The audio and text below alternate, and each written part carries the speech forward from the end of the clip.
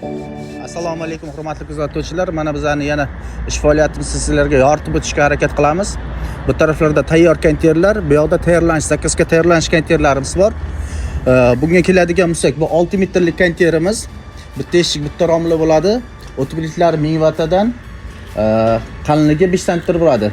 Dekor plus bu tarafda hojatxona do'shi uchun отдельно xona qilingan konteynerlar, chiroyli konteynerlar, dush, hojatxona, ariston, rakvinaga joylar qoldirilgan.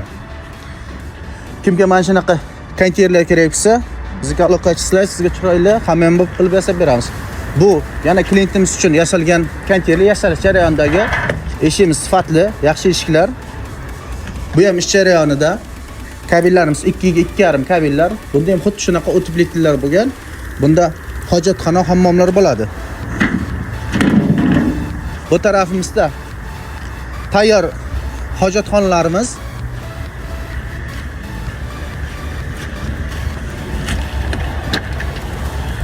Ko'rishingiz mumkin. Bu yerda tayyorlangan hojatxona do'shimiz 3 ta hojatxona qilingan. Chashagini bilan kafillar bosilgan, chiroyli turibdi. Ichkariga kiradigan bo'lsak, uchalasi ham xuddi shunaqa 100 litrlik ariston, dush paddon, dush semestitirlar qo'yilgan. Bunda ham xuddi shunaqa chashagin qo'yilgan xonasi bor. Bu ayollar uchun, erkaklar uchun отдельно qilingan konteynerimiz. Bu yoqda 12 metrlik konteynerimiz, bu ham ish jarayonida turibdi.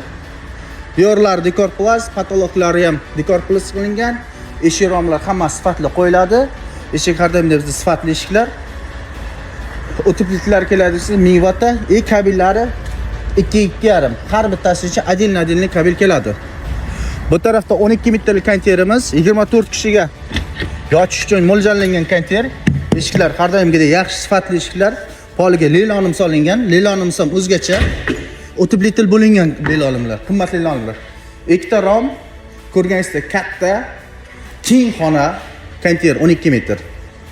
Kimga mana shunaqa konteynerlardan ko'chma uy-joy, yotoqxona, xonalar kerak bo'lsa, pastdan nomerlarga aloqa chiqsangiz, sizlarga sifatli, hamyonbop, chiroyli qilib yasab kelishib olsak, ustanovkasi bilan qilib beramiz.